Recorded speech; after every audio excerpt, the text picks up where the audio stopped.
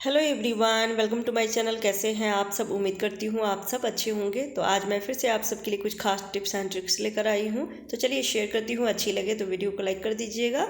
तो पहला टिप्स है कि झांझरे में, इसको झांझरा भी बोलते हैं, छनौटा भी बोलते हैं। तो इसमें जब भी हम कोई भी चीज़ फ्राई करके निकालते हैं, चाहे पकौड़े हो या कुछ भी हो, तो इसमें भी थोड़ा बहुत ऑयल आ जाती है। तो उसके बाद हम किसी बर्तन में इसको टिका के रख देते हैं थोड़ी देर के लिए, ताकि जो भी एक्स्ट्रा ऑयल है वो निकल जाए। पर ये टिकती नहीं है क्योंकि इसका ऐसा शेप बना हुआ रहता है, जिस वजह से ये प्लेन होती है, चिकना होता है, जिस वजह से ये स्लिप करती है। तो उसके लिए आप क्या करें, कोई भी चाकू, चम्मच, छुरी ले लें और इसकी जाली में आप इसको फंसा दें। इसकी जाली थोड़ी दूर दूर पे होती है, तो इस तरह से आप इसको फंसा सकते हैं। मैं ली हूँ बटर नाइफ़, और बटर नाइफ़ को इसको इस तरह से फंसा दूंगी। और अब आप बाउल में या फिर कढ़ाई, प्लेट, जिसमें भी आप चाहे इसको टिकाना, ये बहुत आसानी से टिक जाती है, फिर ये नहीं गिरती है। और जो भी पकौड़े आप फ्राई करेंगे या कुछ भी, तो इस तरह से आप रखेंगे तो एक्स्ट्रा ऑयल जो भी होगा वो नीचे बर्तन में गिर जाएगा। अगला टिप्स है बच्चों के सॉक्स को लेके। अभी गर्मी आ रही है, पूरे दिन बच्चे स्कूल में सॉक्स पहन के रहेंगे। कई बार होता है कि बच्चे के सॉक्स से अजीब सी बदबू आती है, और वो बदबू चाहे कितने अच्छे से भी साफ़ कर दे उसको, तब भी नहीं जाती है। तो उसके लिए आपको करना क्या है, आप जो भी साबुन यूज़ करते हैं उसके रैपर को आप ले लीजिए। रैपर मैं पहले भी शेयर कर चुकी हूँ कि रैपर में भी उतनी ही खुशबू रहती है, तो उसको ना फेंके, आप छोटे छोटे टुकड़े करके बाथरूम में किसी पन्नी में रख दीजिए, और पन्नी में छोटा सा होल कर दीजिए, तो पूरा बाथरूम खुशबूदार रहेगा। तो अभी आपको क्या करना है कि अगर सॉक्स से बदबू आ रही है तो रैपर को फाड़ लीजिए, बीच से हल्का सा कट कर दीजिए और उसी में लपेट के रख दीजिए। तो साबुन में जो लपटा हुआ पेपर रहता है उसको सॉक्स के बीच में आप पहले रख के और सॉक्स को लपेट दीजिए, और लपेटने के बाद इस रैपर में आपको लपेटना है। ऐसे तो ये बॉक्स में सॉक्स नहीं आएगी, तो इसके लिए आप उस रैपर को, यहाँ से जॉइंट लगी रहती है ना, उसको खोल के और फिर सॉक्स को लपेट के और एक इलास्टिक वाली रबर लगा दीजिए, और 2 घंटे के लिए छोड़ देंगे। आप देखेंगे कि इस सॉक्स से एकदम अच्छी सी खुशबू आ जाएगी, जो महक होती है ना, स्मेल होती है, वो चली जाती है। अगला टिप्स है साबुन को लेके। जब हम साबुन यूज़ करते हैं तो पानी में जाने के बाद ये स्लिप बहुत ज़्यादा करता है। जब भी यूज़ करते हैं तो ये बार बार हाथ से गिरती है। तो उसके लिए आप क्या करें कि 2 इलास्टिक वाली या 1 इलास्टिक वाली रबर साबुन में लगा दीजिए, जिससे कि जब आप यूज़ करेंगे तो ये हाथ से बार बार स्लिप नहीं करेगा, साबुन हाथ में टिकी रहेगी।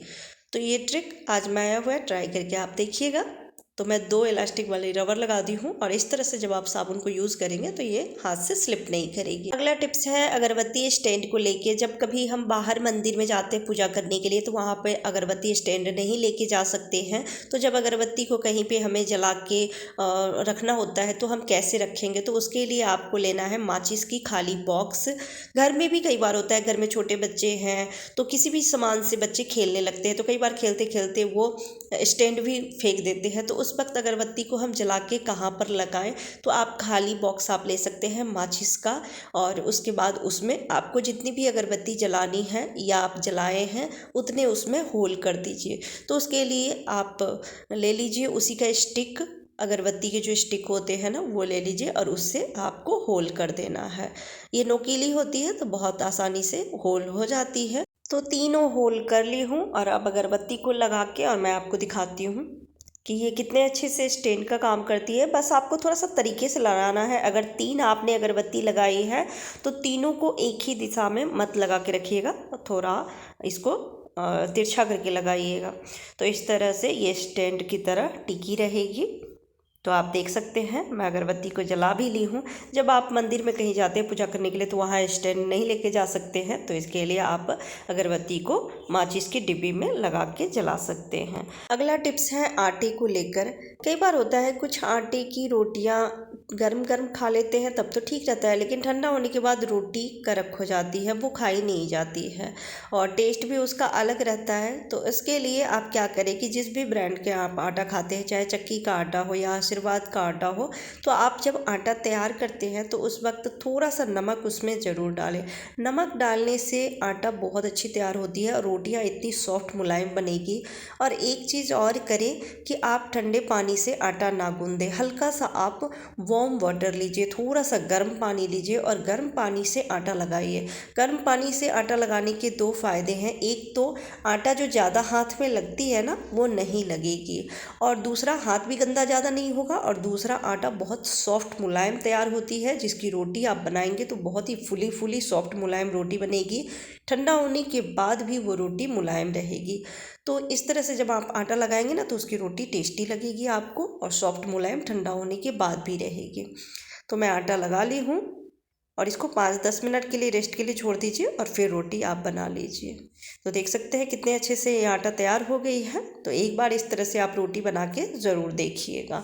अगला टिप्स है प्याज और लहसुन को लेके। कई बार होता है कि हम मार्केट से कुछ ज़्यादा ही प्याज लहसुन ले आते हैं और उतने खर्च नहीं होते हैं, फिर ये परे परे ख़राब होने लगता है। और अगर इस तरह से इकट्ठा करके रखते हैं ना, डलिया में रखें या किसी भी बास्केट में रखें, तो वो ख़राब होने लगती है। खासकर प्याज जड़ें उगने लगते हैं और वो प्याज ख़राब हो जाती है। या फिर अचानक से कहीं हमें बाहर गाँव जाना है, ट्रैवल करनी है, तो उस वक्त के लिए हम कैसे इसको रखें जिससे कि हम जब वापस आए तब तक ये प्याज और लहसुन हमें सुरक्षित मिले।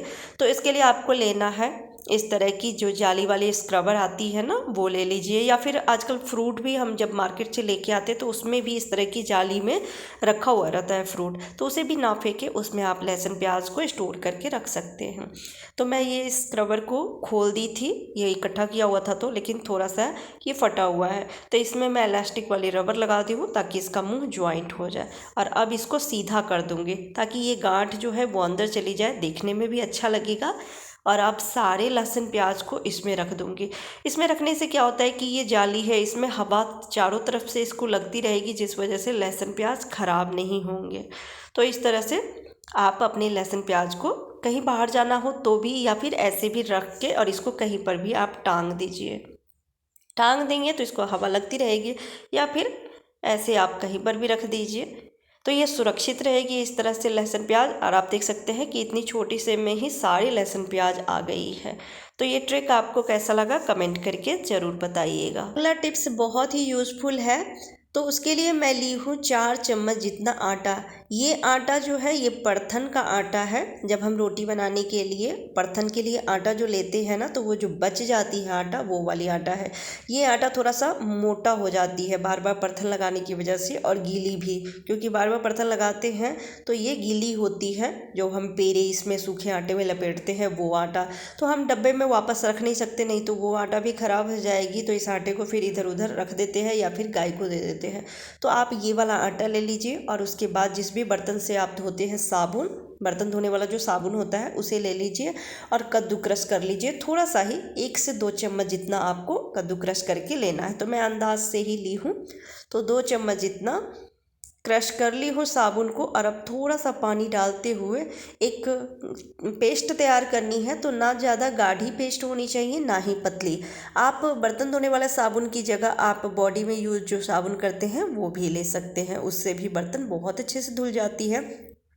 इस तरह की जो एल्युमिनियम के बर्तन होते हैं, चाहे टोकनी हो गई, इसमें हम दूध उबालते हैं या फिर दाल चावल भी बनाते हैं, गांव में तो इसी का टोकनी का यूज़ होता है चावल बनाने में। या फिर केक टीन हो गया, ढोकला बनाने वाली टीन हो गए। तो ये एल्युमिनियम के जो बर्तन होते हैं उनको हम नॉर्मल डिटर्जेंट से जब साफ़ करते हैं या फिर साबुन से साफ़ करते हैं तो वो उतने अच्छे से साफ़ नहीं होती है, और एक जो चमक होती है इनकी, ये चमक उसकी गायब हो जाती है। तो इस तरह से आटे में साबुन को मिक्स करके और तब आप इससे साफ़ करेंगे एल्युमिनियम के बर्तन को, तो आप देखेंगे कि उसकी लाइट आ जाएगी और बहुत ही अच्छे से साफ़ भी हो जाती है।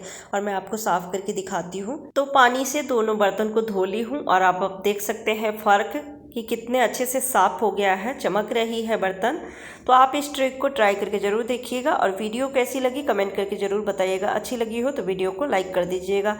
फिर मिलती हूँ अगली वीडियो में, तब तक के लिए बाय बाय, टेक केयर।